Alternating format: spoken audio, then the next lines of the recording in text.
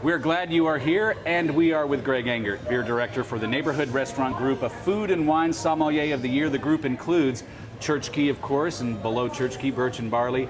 Something new, Hazel, over by 930 Club, and then in Penn Quarter you have Partisan and Red Apron. Greg, great to see you. You too, bud. What is on tap this week? Something from where we are as well, Bluejacket. Figure we should have a fresh, very hyper seasonal beer, and this is one that we make every fall. It's called Darling Buds, and it's just amazing beer. It's a wet hop pale ale.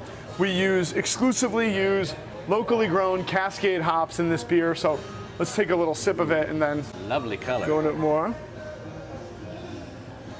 By Dare Swirl. Oh.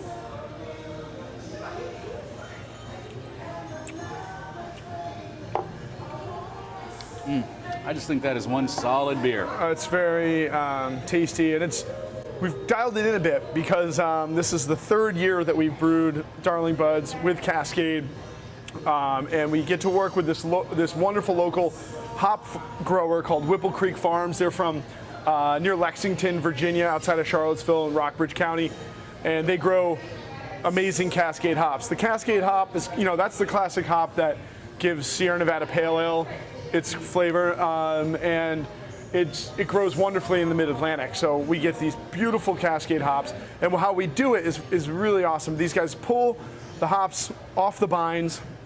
This year they actually did it overnight, from 1 a.m. until 4 a.m. They pulled all the hops and then drove them here, no rush hour traffic, so that smart.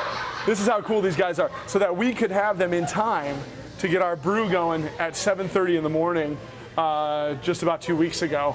I mean, unless they used a helicopter, could you get any fresher than that? I mean, can't. On the vine at 1 a.m., here at 6 a.m. 7 a.m. 6 hours later, here they were. And into the beer they go. And so we love this beer so much, we make a double batch of it. I'm not sure if you can see, but we have some bigger tanks back there. Every time we brew, we do 15 barrel batches, so roughly 30 kegs or so. For some of the big stuff like Lost Weekend and Forbidden Planet, we like to do double batches into the 30 barrel tank. So we did 30 barrels of this, and we used just over 300 pounds of local wet Cascade hops in this beer, so 10 pounds per barrel. And it's great. I mean, we don't dry hop it, so aromatically it's got great hop character, but it's not a punch you in the face kind of modern American IPA style. It's a little bit more balanced. There's good malt notes, but wonderful hop juiciness on the palate. And at 6.2%, right? Yes. I mean, Pale while ale. it's not a session beer, it certainly isn't going to get you in too much trouble. Yeah, I think there's a big difference between 6.2 and 7.5. You know what I mean? It turns out. Now, Cascade hops originated in the Cascades? Exactly, Pacific Northwest? Pacific Northwest, so, American grown hops. But they grow well here. So they do, exactly, yeah. And that's cool. It's really cool, and that's the thing about it. The Pacific Northwest, everything grows great there, as you well know. I mean, from fruit to hops, you name it. Maybe not palm trees and cactuses, no, not but those, other than that, yes. I think but most other things, everything grows. Yeah. But so the thing is hard is I think when we're trying to grow hops now is that, people are trying to grow hops in many different areas of the country, as they should. You got to know which hops are going to do best. And it turns out, I think, in the Mid-Atlantic, Cascade is king. It is perfect growing here, get these really beautiful flavors. Chinook grows well here, Centennial. So we like to concentrate rather on just like trying to make a lot of locally grown hop beers. We concentrate on this because we think the flavors are spot on. Yeah, I mean, actually, people think about Seattle and the Olympic National Park and the rainforest up there, but yeah, you get over the Cascade Mountains into eastern Washington, eastern Oregon. It is dry and hot. Yeah. Wheat fields for miles and miles. So yeah, a lot of different growing conditions. Totally. Depending on where you are. Yeah. What would you pair this with? This is, and it's a good thing too, because in addition to being available on tap here at Bluejacket, we are going to be bottling some of this up so you can get some to take home.